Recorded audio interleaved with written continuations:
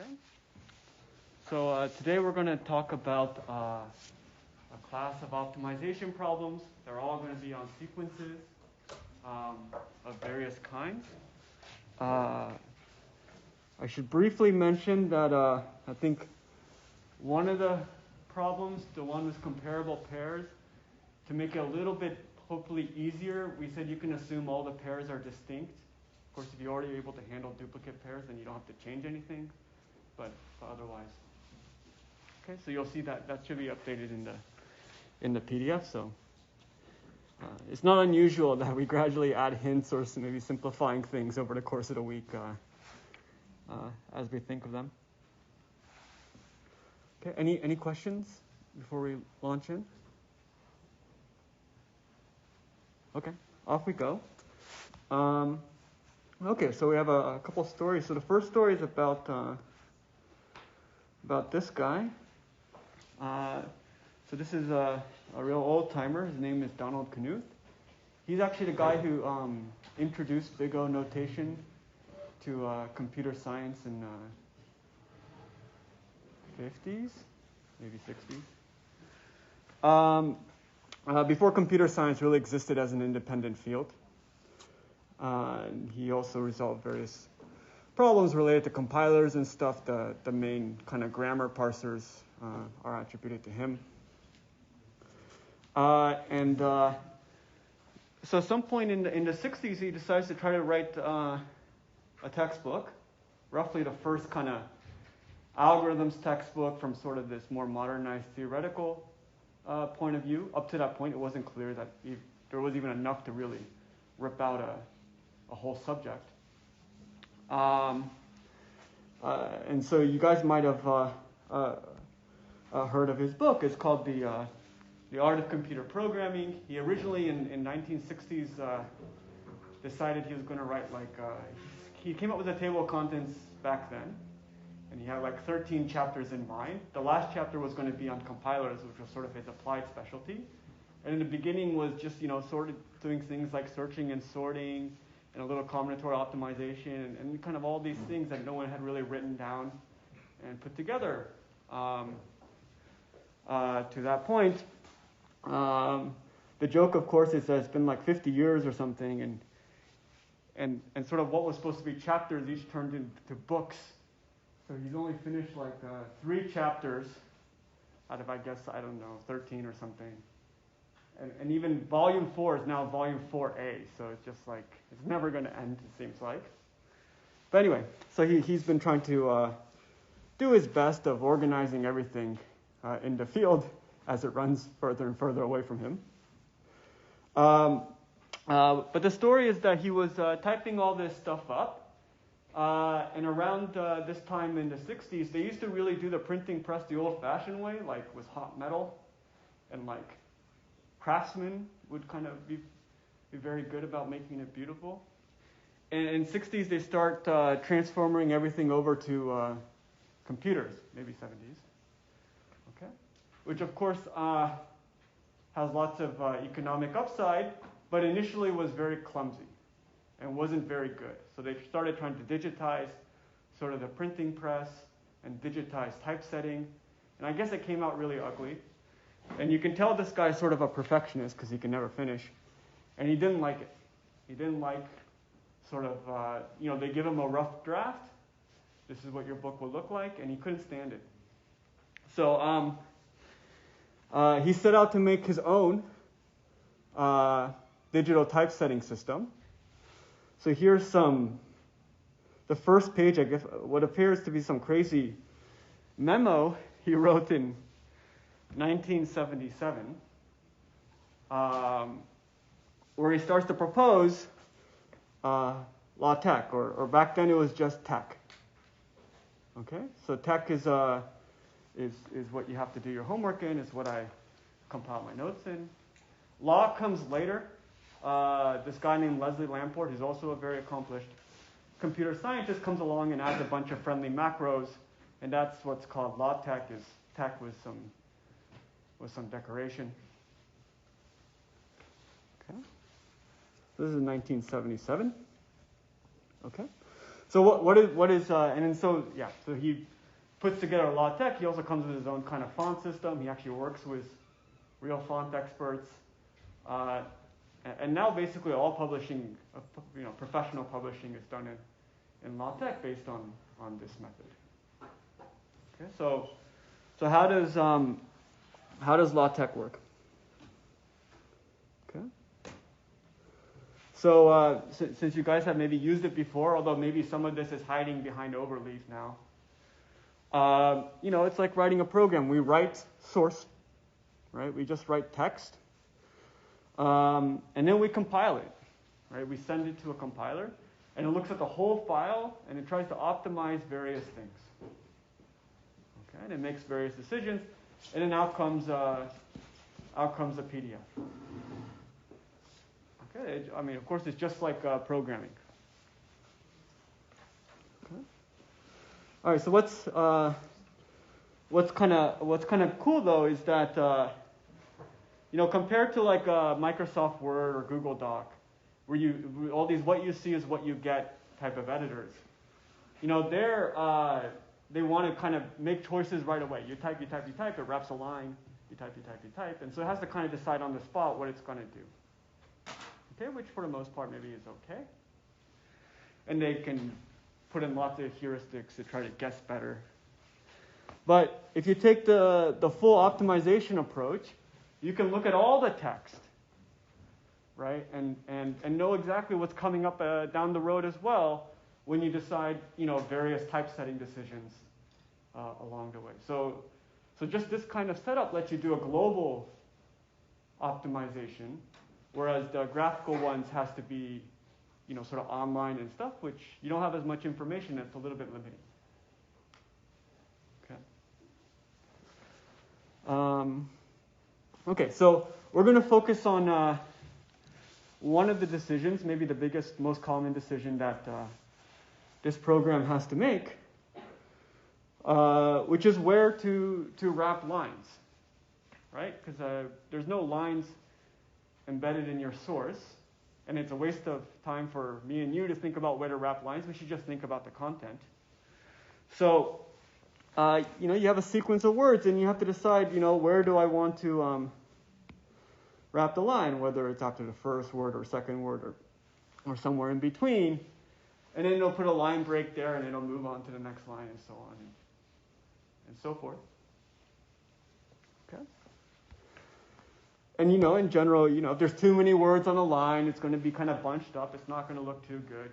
If there's too few words, there's going to be a lot of white space, and that's not going to look so good either. So, maybe you have an ideal amount of white space in mind. You want to kind of keep it close to that, but you want to be able to adjust a little bit, so on and so forth.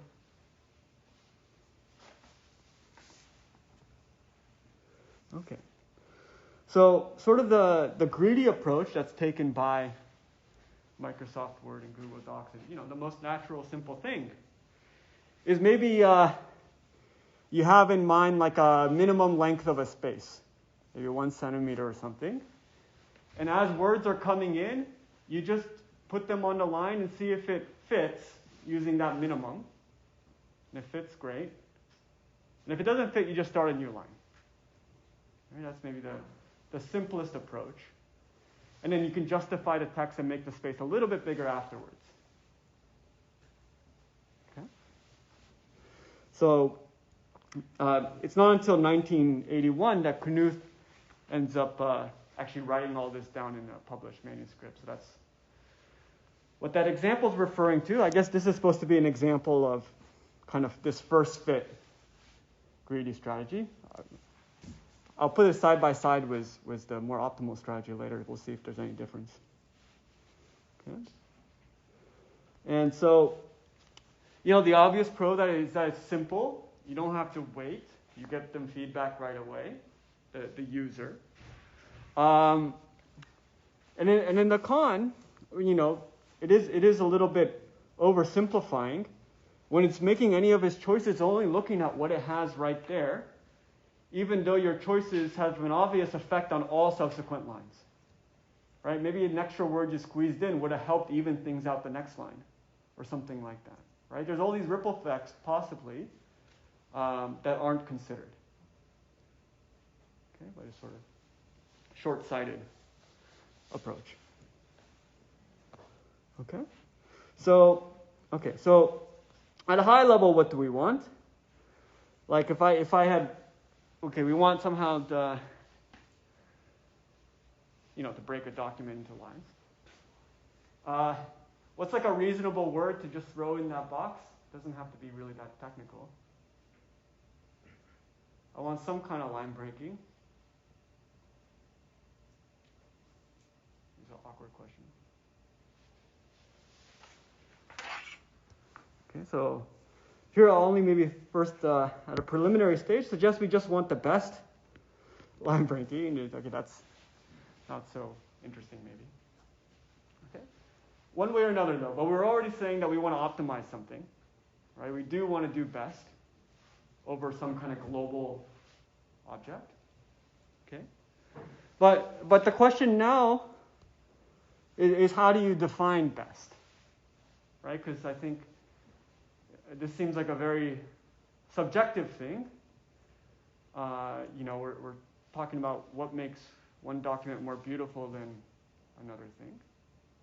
And that doesn't seem kind of within the domain of computers. Okay, so at a high level then, the question is, how do I transform the word best? Right? And make it more of a well-posed problem for computers.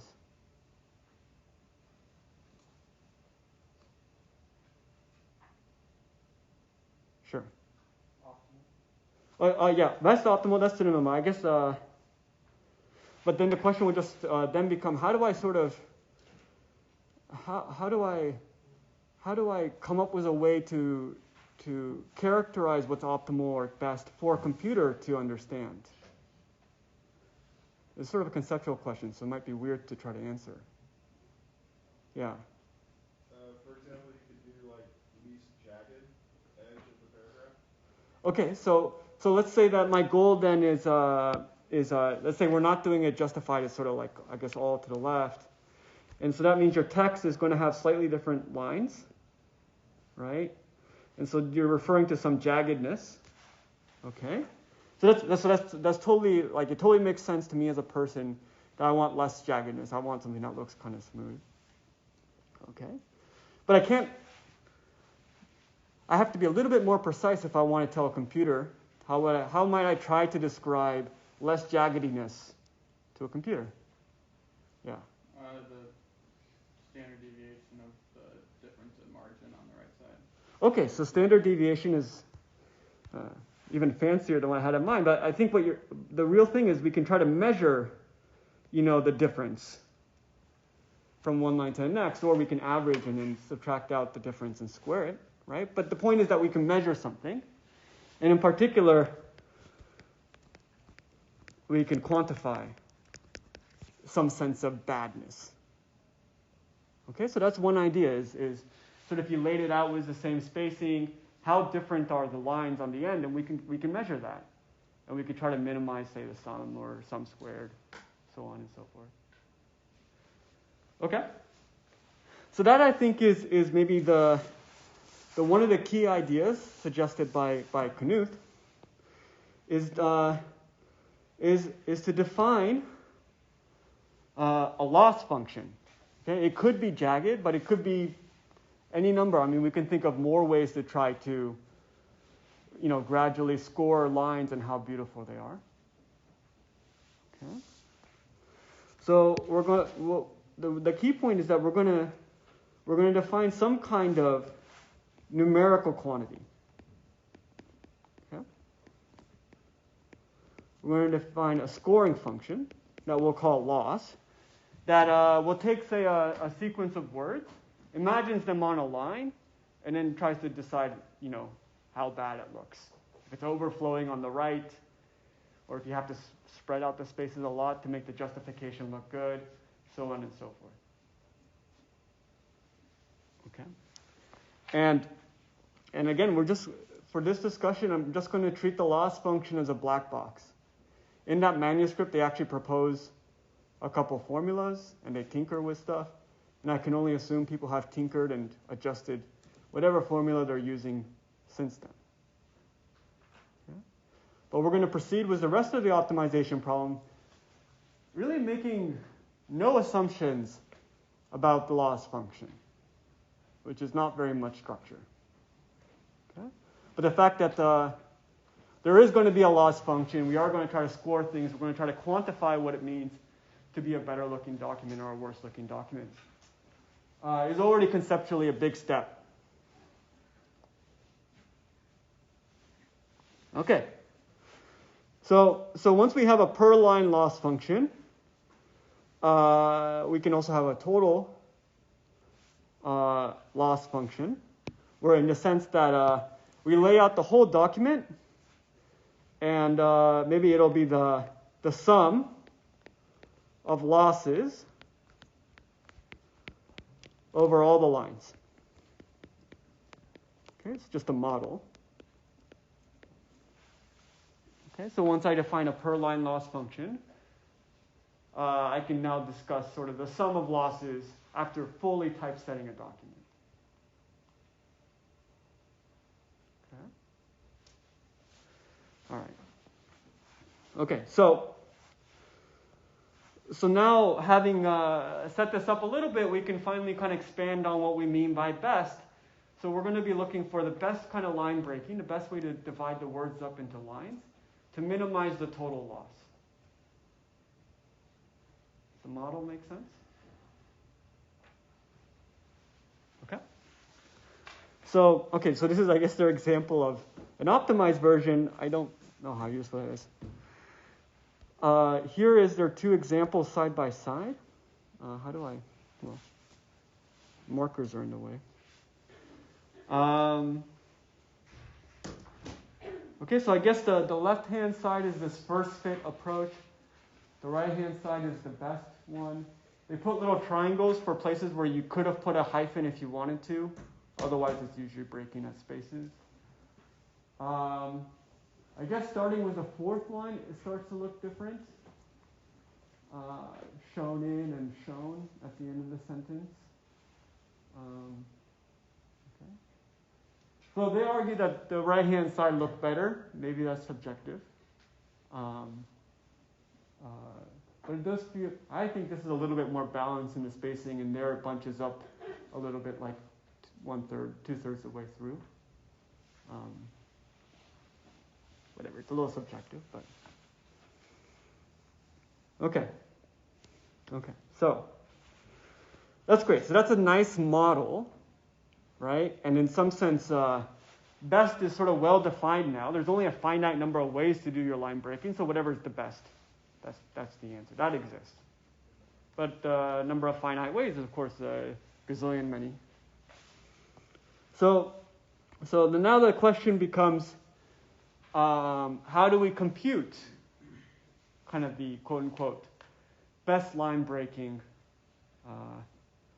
over the entire document with respect to this loss function, of which you don't have that much information. We're mostly treating it as a black box.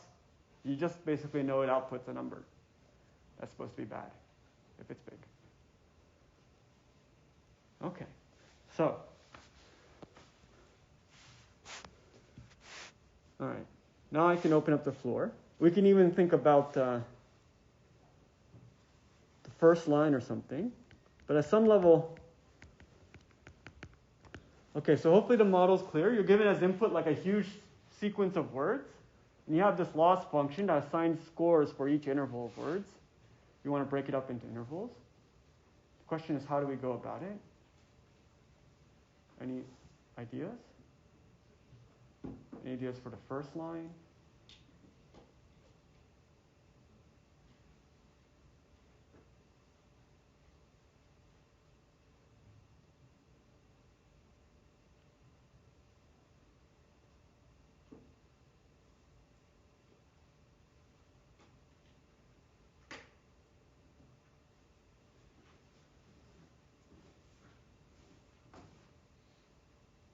Sure.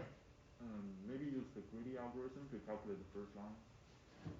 Okay, so a natural idea is maybe the first line could be whatever's the best loss. So maybe that'll use up the first 10 words. Okay, and what would be the second line?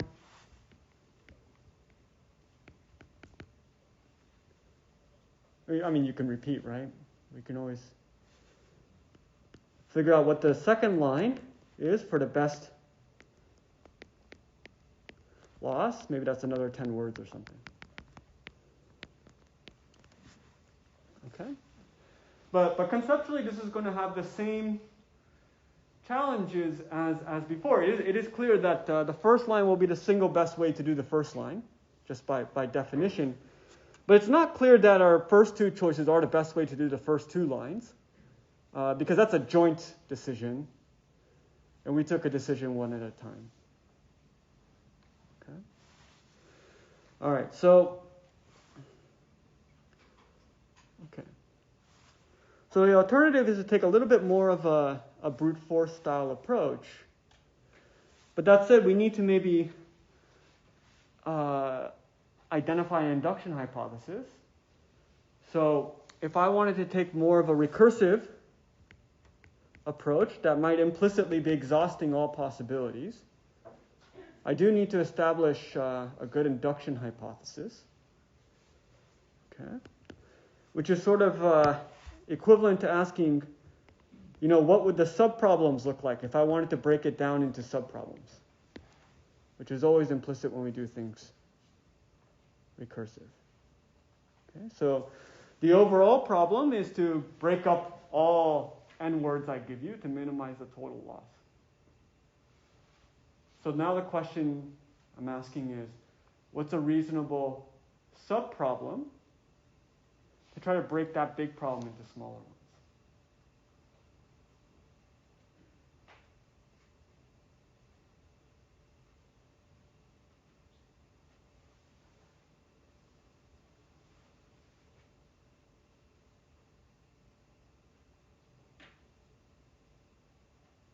Sure.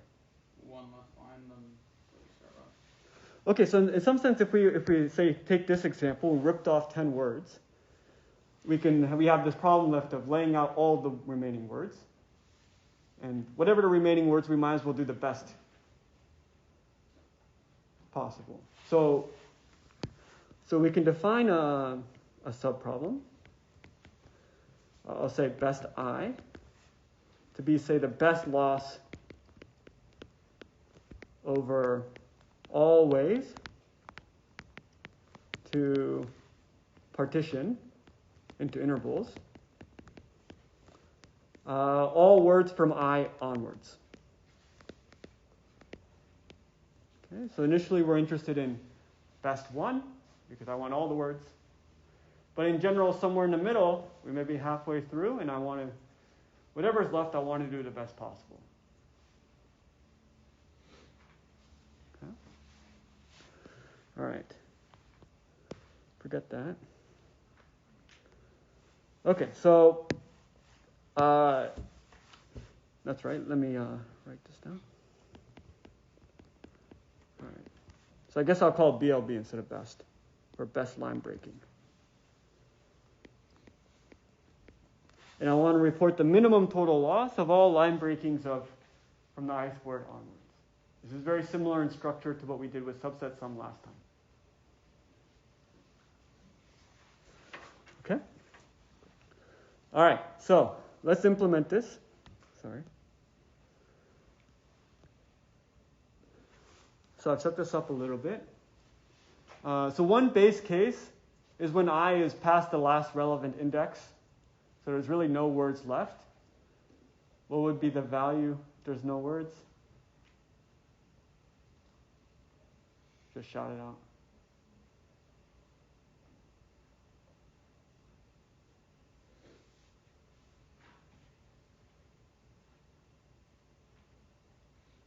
Any number? All right, 0. Let's put 0 there. We won't incur any loss if we're not typesetting any words. Okay. So the interesting case is when there's some words left. Okay, so I have some words left, and we're sort of breaking it down to subproblems, which is I can deal with all the words remaining inductively. Okay. So, how might I implement the blank part? I want to make some choice now, and then defer recursively to optimize over the rest. Sure. Loop through every number after I. Okay. So whatever words are left, I do have to choose the next line, and then recursively, I'll just address the rest magically. Okay. So the question becomes, how many words should I put on the first line? Okay. So maybe as a baby step, I can first mention what was sort of suggested before. In a more greedy approach would be, say, you have to take at least one word.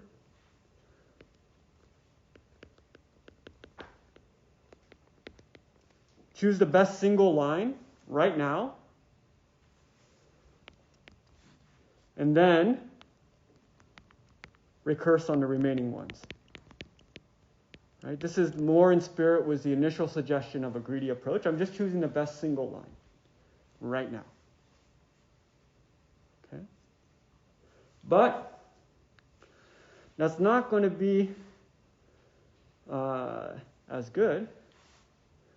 At some level, I should also be thinking about how my current decision affects future decisions. And it's too complicated of a problem for me to know too much of what's going on. So we're going to be lazy and we're just going to get rid of this parentheses.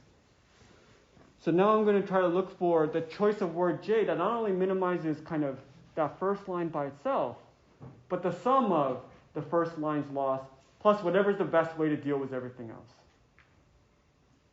Okay, so this is more aggressive than just looking at this line, because it's looking at everything.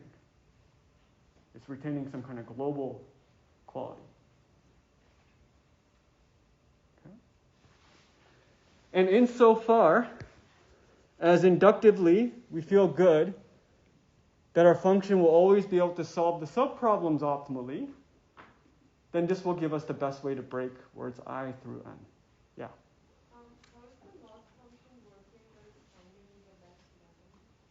How is the loss function? How does the loss function work exactly? So the question is, how does the loss function work exactly? Which I can interpret in two ways. One is, what is the formula they're using under the hood? Or two, where is loss changing what the algorithm does?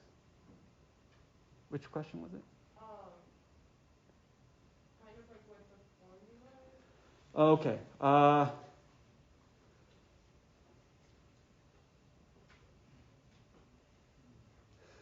I'll give an example of a formula. I'm sure what they do is much more complicated. But they might, for example, like one thing that could work is you might have in mind an ideal space size, okay, like 1 centimeter. And based on your words, you lay them out on the line and you justify it with equal spacing. And you can look at how far that spacing would be compared to your ideal. And you can take that number and you can square it, you can cube it. For some reason, they cubed it, the absolute value, and they did some other stuff too. Okay? But actually, I think the power of this approach is that we're not depending on those details, so that we can keep the overall framework, and then we have some other opinions about how to adjust the loss function. We can change it, but the overall strategy is still okay. So all of our discussion really assumes no structure about loss, and yet we're still going to be able to do something with it. Okay? So the key idea, though, is that when we are looking at the best choice of J, I'm not only looking at trying to make the good line good, but in conjunction with making sure everything else lays out pretty well. Okay, we're looking ahead. Yeah. Aren't you assuming that loss plus BLB is something that you can easily minimize? It's like convex or something? There's some kind of... Good question. Okay, so I didn't really write loop or code or anything. I just wrote min. So that's a good question. How can I minimize? How can I find a minimum index j?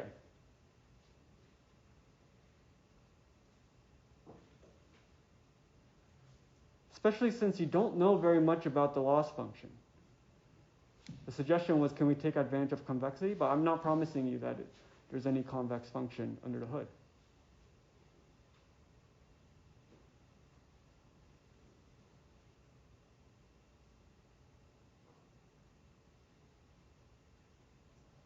How can I find the best index j? Yeah. Could you loop through like the entire through all possible j and just have like a minimum index somewhere, and if for any specific j, if it's less than the min, then you change min to that, kind of like how you'd find the minimum in like an array, for example. Perfect.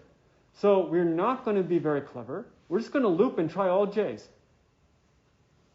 I'm only going for a polynomial algorithm here. Okay? I'm not going to be too clever. It's going to be very hard to prove a more aggressive strategy. You'll need a lot of structure. Okay? And the onus of proof is on us. Here there's essentially no structure because we don't know anything about loss. Okay? So this is really a loop.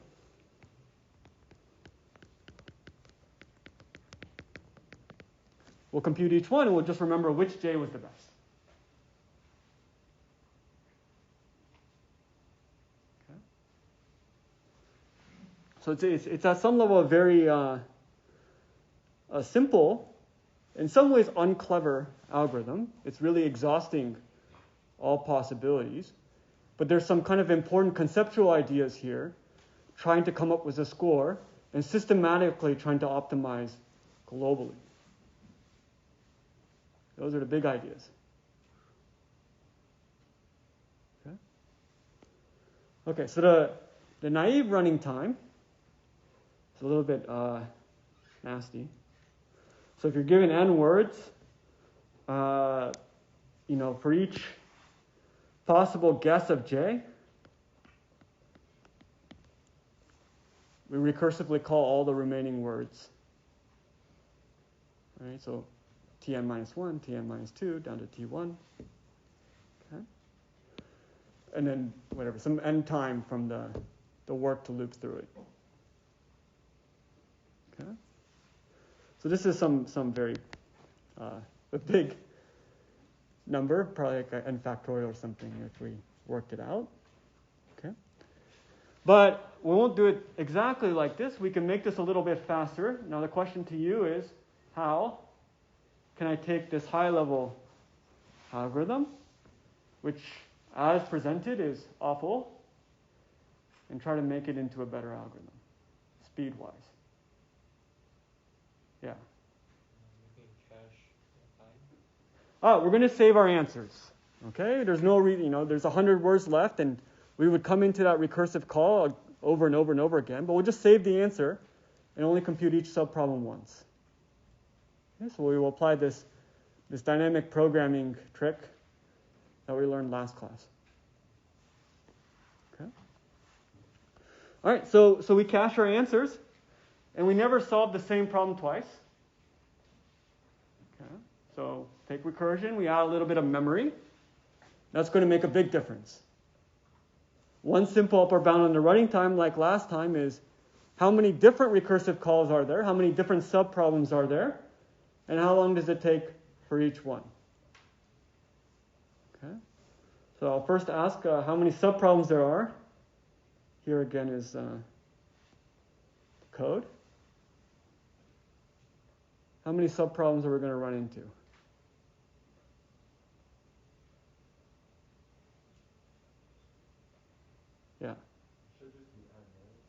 n, right? There's n words left, n minus 1 words left, n minus 2 words left. Each problem is just defined by how many words are left. All right, so we have n subproblems. And how long does it take for me to solve each subproblem, excluding the recursive calls? Right, because that's counted elsewhere. Yeah. Whatever the running time is for loss. Let's treat loss as a constant. Then constant. Constant. Okay. Why constant?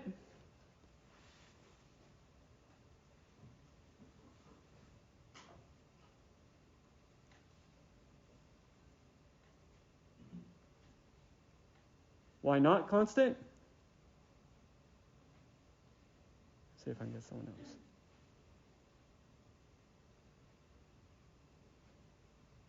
So it's not a constant. There's something maybe hiding in my notation. So how long does it take to evaluate BLBI, assuming loss is very easy to evaluate?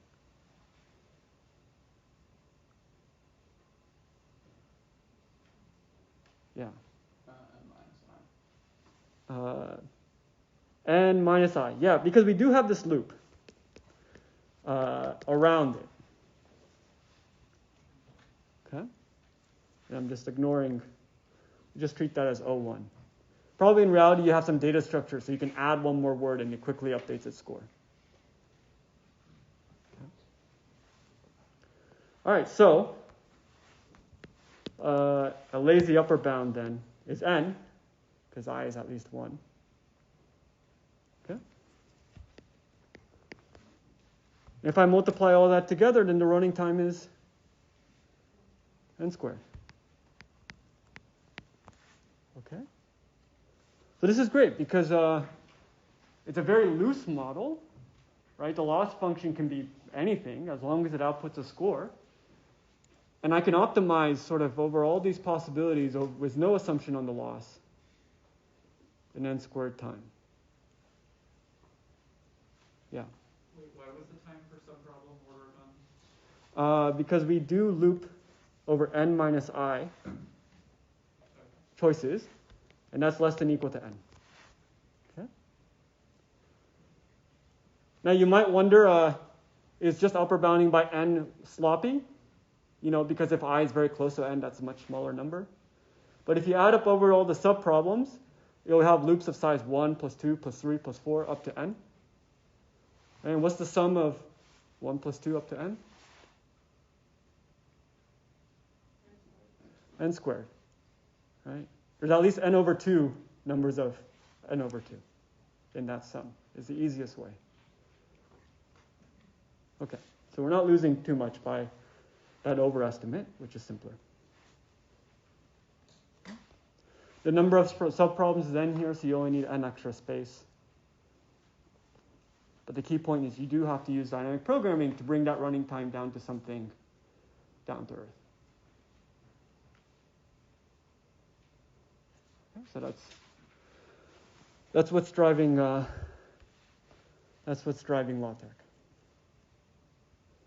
Okay, various other decisions, they also use dynamic programming.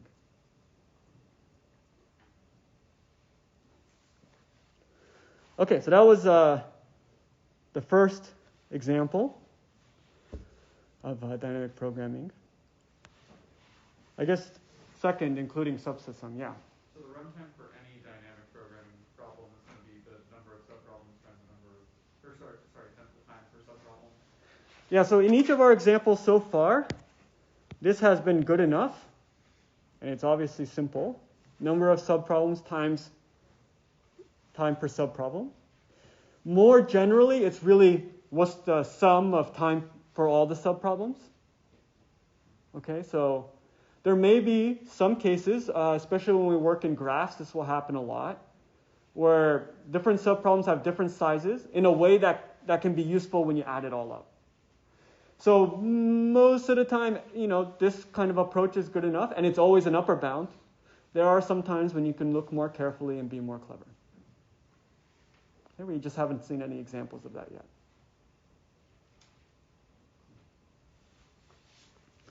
Okay. All right. So any questions about LaTeX? Okay, fun. Okay, so the next one is going to be about dealing with strings and trying to find a notion of distance among strings. So let me give a couple real-world examples. So here is something from GitHub. I have a ginormous GitHub for all our notes and stuff. Okay, and you know that GitHub and Git in general let you find the differences between one file and the next, right? And it seems to be pretty clever and pretty fast. I can tell you it's fast because those notes are really long at finding the differences and kind of concisely being able to describe them. Okay. And in general, that's really, the whole thing is driven by an old Unix command called diff. Diff takes two files and summarizes the differences. Okay. And I think maybe a key point is,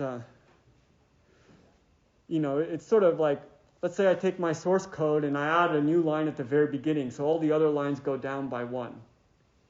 In some sense, a lot of indices have changed, but it's clever enough to know that I just inserted one line instead of like moving everything down, stuff like that. Okay. So of course, this is something we use all the time. Maybe another example where strings come into play and we want to understand where strings are different is in DNA, right? We're all encoded by a string of 1 of 4 letters, 2 pairs of letters with opposite pairs that I can duplicate easily. Okay, and somehow, I don't really know, this gives some kind of instructions for all the little microprocesses going on in our bodies. Why we grow and why we process food and all these things. Right? Okay. And so people are very interested in trying to understand and quantify how different or how similar 2 different strands of DNA are. They use it to, analyze hereditary traits. They use it to distinguish species, stuff like that. And my understanding is that lots of funny things happen to DNA all the time. It's not a perfect system. Like those letters just drop out. They make mistakes along the way. Okay, little photons will hit it and perturb it. There's not that many atoms in each letter. Okay, so things can get unshifted and stuff like that, and somehow things are still very robust. If one letter drops out, in general, I think you won't change that much as a person, even though kind of all the indices shift. There's a misalignment. Okay. So there's several ways to compare strings. Here's 2. So this one, which is maybe more straightforward, is called Hamming distance. Richard Hamming was also a notable early pioneer in computer science. And this makes the most sense when you have 2 strings of the same size. So this is actually used a lot in coding theory, where they have transmit fixed size messages. And the idea is just to line up the characters and see how many indices are the same and how many are different. Okay. So here the Hamming distance will be 4 out of a maximum of 7 because the last 4 letters are all off. Okay. So this is pretty easy to compute. Okay. I guess I'll mention that sometimes people divide by the total number of letters and normalize it to between 0 and 1, so this would be 4/7. No big deal. Yeah. By difference, does that mean like on the same indices, the character are different? Yeah, so this is a very specific definition of how strings are different, because you can see that all I've done is I've taken D and put it at the end. So from a human standpoint, this is not a big deal, but the Hamming distance changed a lot, by more than 50%. Yeah, so that's one way to define difference in strings. That's maybe not intuitive, so that brings us to our next one. Okay. So the edit distance, given one string and another string, is the minimum number of kind of editing operations required to transform one string to the other. Okay, so in our case, you have three choices.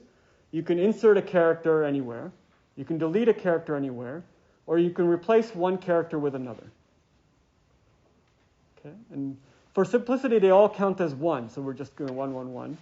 But there's, people explore various weighting systems where they have different values you want to minimize the total weight. Maybe 2 points for a substitution, 1.5 for an insertion. Okay? But just right now, 1, 1, 1. I want to minimize the total number of editing operations. So for this silly example, where you guys all recognize that it's not that big a deal, I could take X and turn it into Y by deleting D here, and that's one operation, and then inserting D there. Okay? So that will give me an edit distance of 2. Okay? And this is well defined, right? There's always a minimum value, partly because it's bounded below by 0. So whenever something's bounded below, there exists a finite minimum.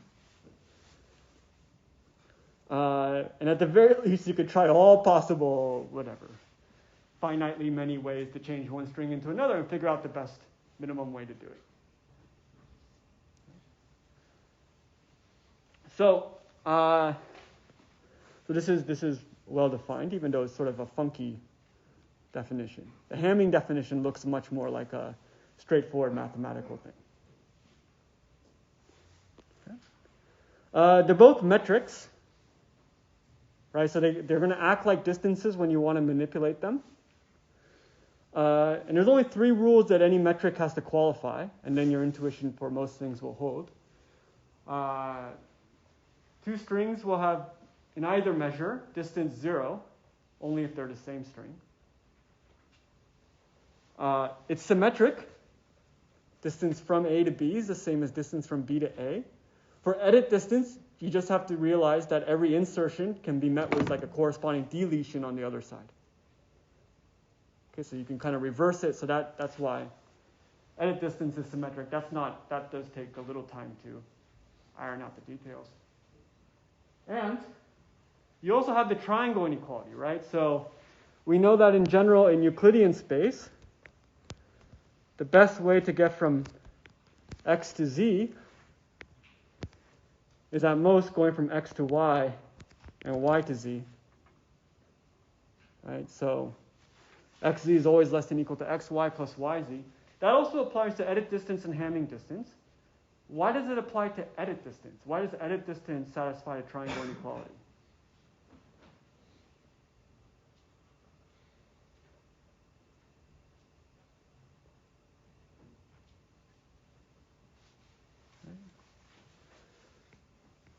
Why is the edit distance from x to y at most the edit distance from x to z plus the edit distance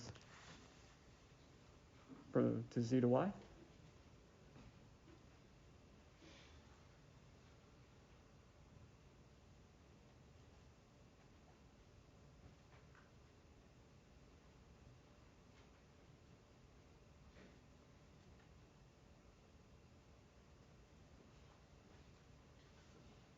Yeah. Because the lowest possible path from x to z to y would be where z is somewhere in the middle of that line from x to y. Yeah. So let me. Okay. So remember, somewhere implicit in the definition is there's some min, right? It's the minimum length sequence of edits. So when I look at the edit distance of x to z, that gives me some sequence of edits that takes x, turns it into z of some length. And then this will give me some sequence of edits that turns z into y So I can combine all those instructions and get an edit sequence from X to Y. May or may not be optimal, but it's at least whatever the shortest one is. Okay? So, whatever. So it is really intuitively like distances like we think about it. That's the point. Okay? So I think something that emerged from our discussion already is that edit distance seems like a better model for many applications. Certainly the examples I gave at the beginning, like the difference between one copy of code and another, or in DNA. Okay? But the issue is that edit distance was, the definition itself was weird, right? It was sort of the minimum over all possible of some combinatorial process. It's much more complicated than edit Hamming distance, where you just, check off the indices. Okay? And so the only issue, while edit distance is well defined mathematically, is that it might not be very useful if we can't compute it. Okay? All right, so that's going to be our next question, probably for the remainder of class. Okay. So the question then is how to compute edit distance, which again is the minimum number of ways, insertions, deletions, and substitutions required to take one string into another. Okay. All right. Okay, so we're going to take the same high-level approach as we did for LaTeX and we did for subset sum. We'll try to do something recursively. That at some level it should be clear that we're getting the right answer, the optimum answer, although it may not look very efficient. And then we'll figure out how to address efficiency. Okay? You might try things like, look at the first few. You can try clever ideas, but ultimately it's very hard to argue that you're optimizing the global following some greedy strategy based on the first few letters or something like that. Okay, so I left this blank. So we'll fix, just to make the indexing easier. Let's say that the two strings I'm trying to compute the distance for are fixed. So I have X, which has M letters. I have Y, which has N letters. Okay. And to set up something recursively, the first thing I have to do is define subproblems.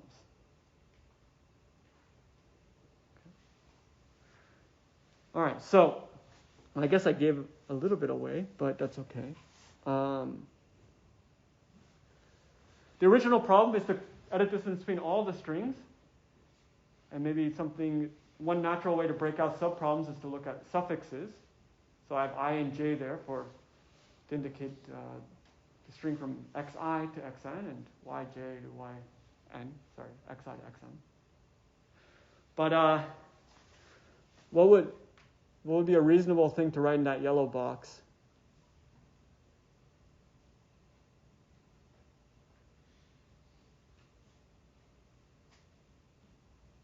Sure. Number of insertions, deletions, and substitutions. Yeah, and more than just number. That's the total number, yes, but I'm looking for one adjective before number.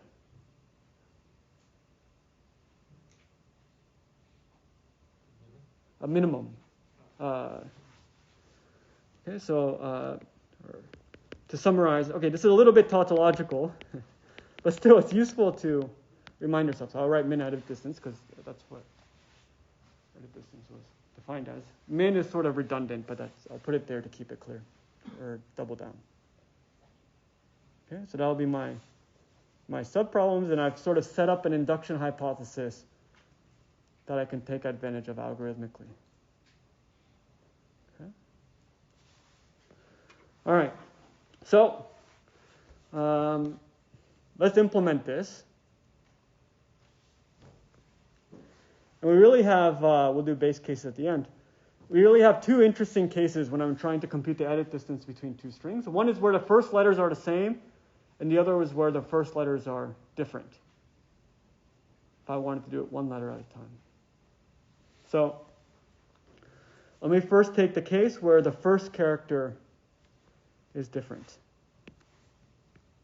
Okay. So here I have two strings where the first character is different. And so to convert one to the other, I'll have to do something to address that first character. Something's required.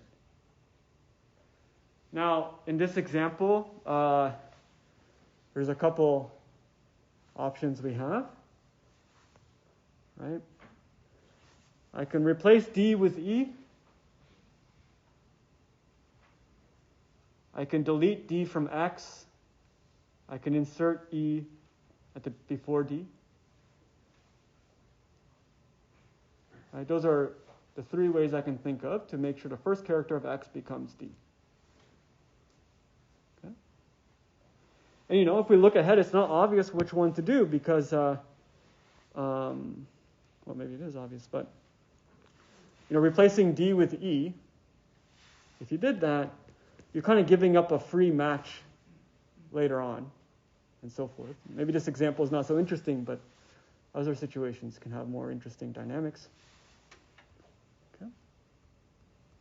All right. So the question is which one, or the meta question is how do we decide which one? Okay. So it's kind of obvious what the three choices are, even in this example.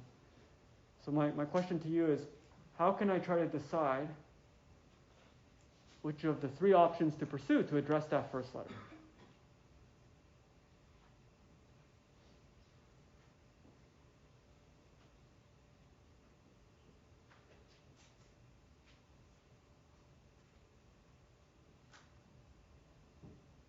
Yeah.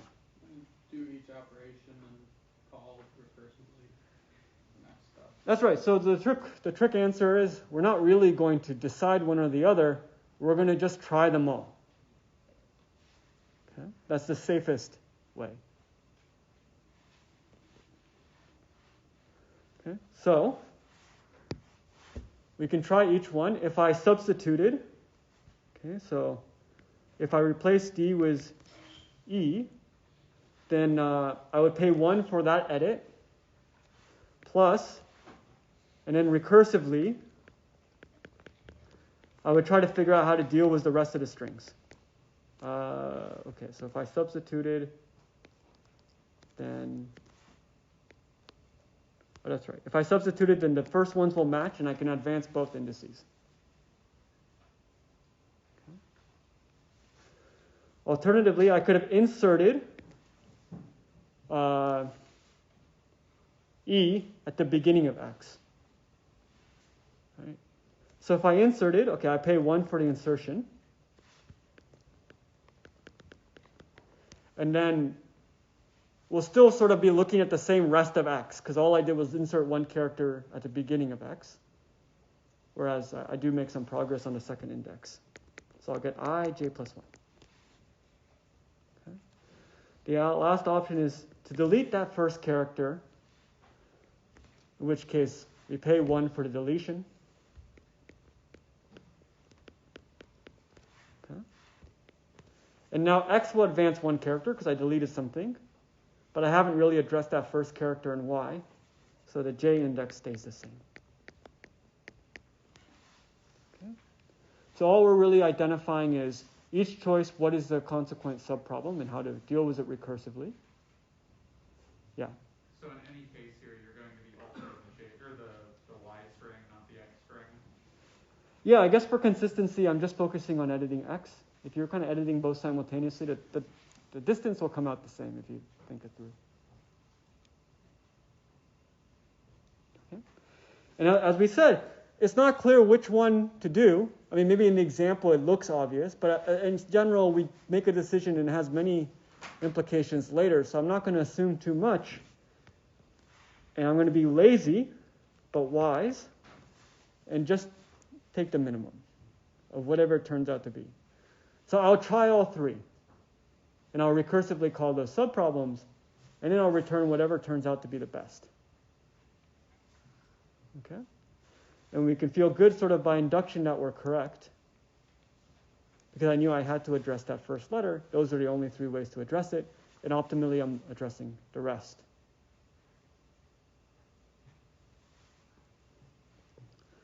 Okay, so the other case is when they're the same.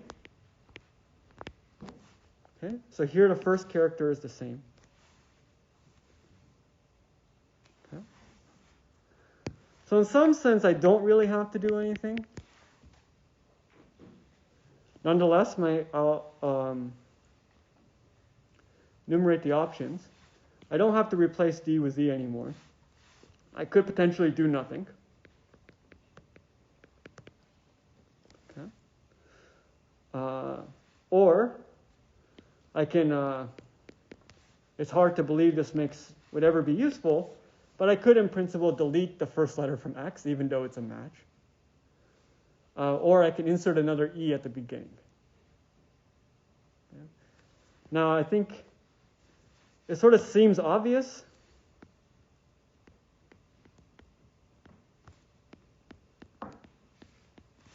That we should just do nothing. I mean, the characters match, it seems, at least that's your first instinct. But if you were going to do that, and just say, oh, if the first letters are the same, I'm going to take them the same and move on, you would need to spend a little bit of time justifying why it's okay to exclude the other 2 options, even though they seem inane. Okay? You can do it, but...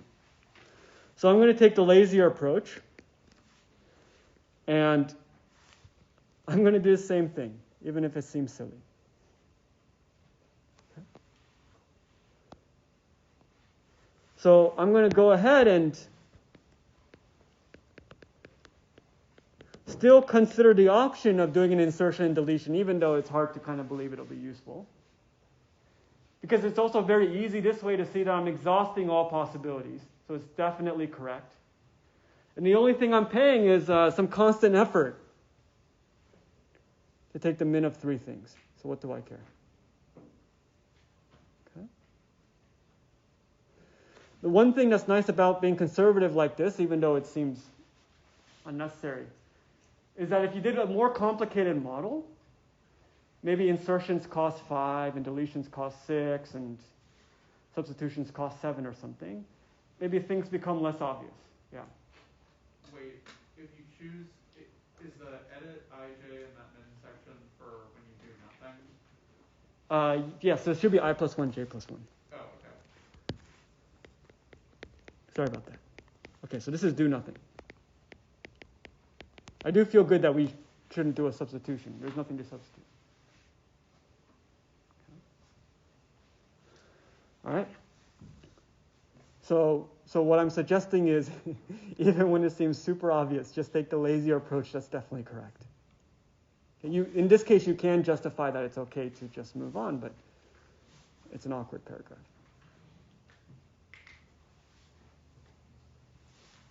Okay. So we put all that code together, and then I guess we have a couple more base cases that's already filled in. In this base case, both strings are empty. We've run out indices, so that's just 0. In this base case, there's nothing left in y and only x, so we just advance the x pointer. You have to delete a character. In this case, there's nothing left in x and only in y, so I advance the other pointer. Okay. And then now here's the real work, where depending on whether or not the characters are equal, we do one thing or the other. Okay? And I'm just trying everything. Okay.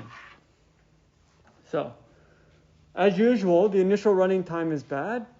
Each problem makes 3 recursive calls. Okay, it'd be like 3 to the n or something probably. Maybe 3 to the n squared. Doesn't matter. But again, what is the trick to make this recursive algorithm more efficient? Well, cache. We'll save all the answers. We won't solve the same subproblem twice. Okay. All right, so if I add this dynamic programming trick, oh man, I didn't erase like I was supposed to. That's okay. How many subproblems are there? One string has length m, the other one has length n. M times n. And each one is just evaluating the min of 3 numbers. So that's easy.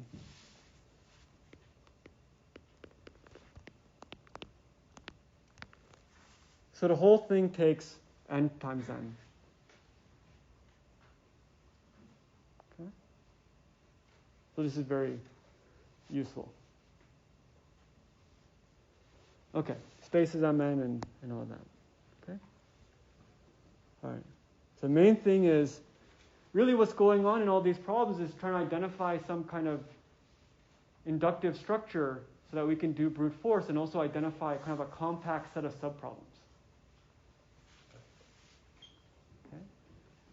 And that's a little bit easier with sequences because it's always a subsequence of something. Sequences has inherent orders to it.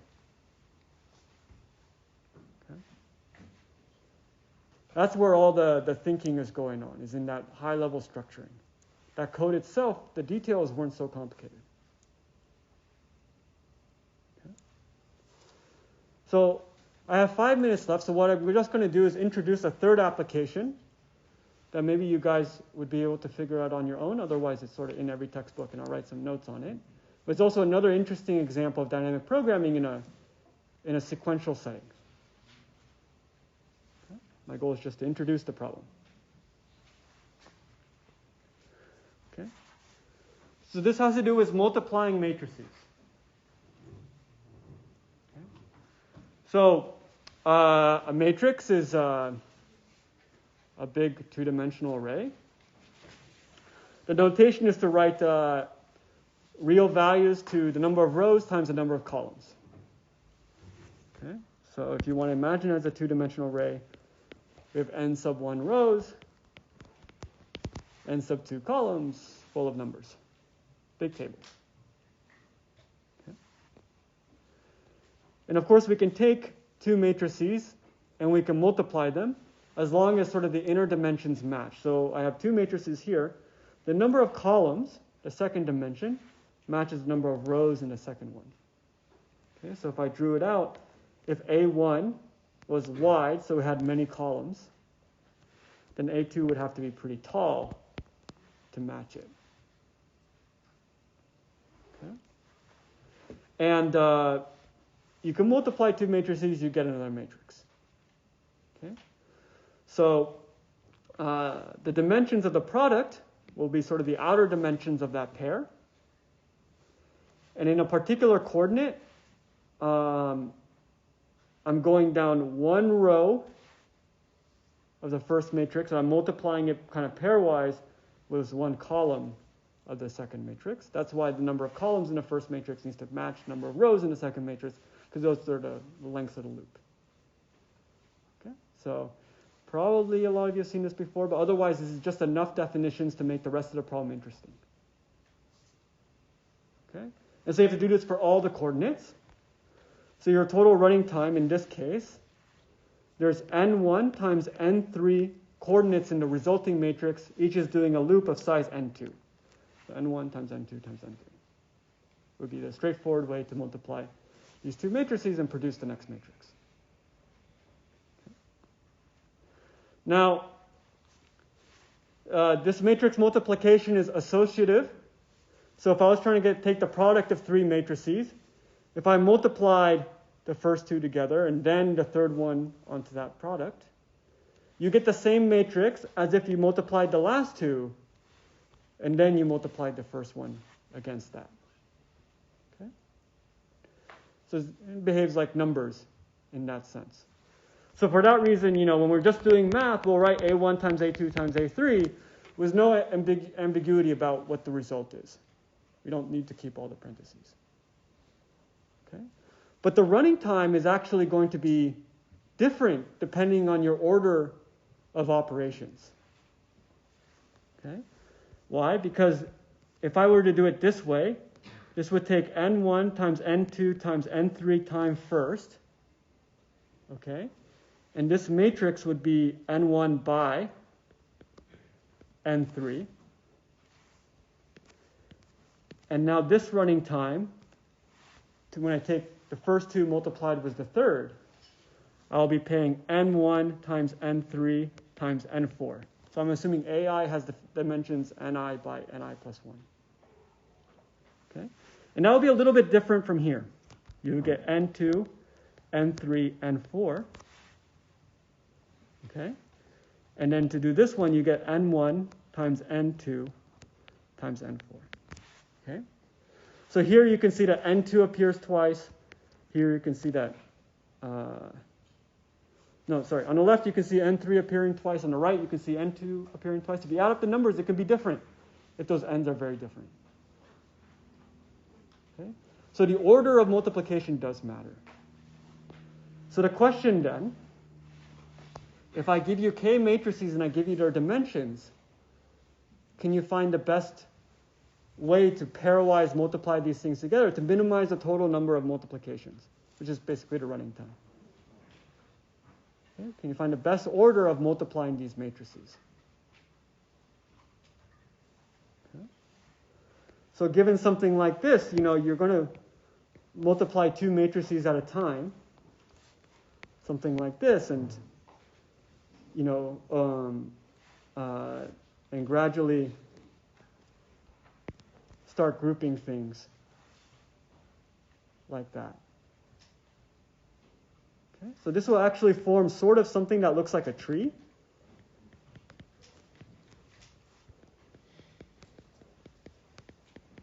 If you put it together. Okay? So this is also an optimization question over the sequence. Right? And how you group terms will give you a different total number of multiplications. And so, the first step for you will be, how do I identify the subproblems, and how do I kind of take my brute force approach and make it efficient? Okay, so that'll set up the problem, and otherwise look in the notes for the solution. So I still need to type.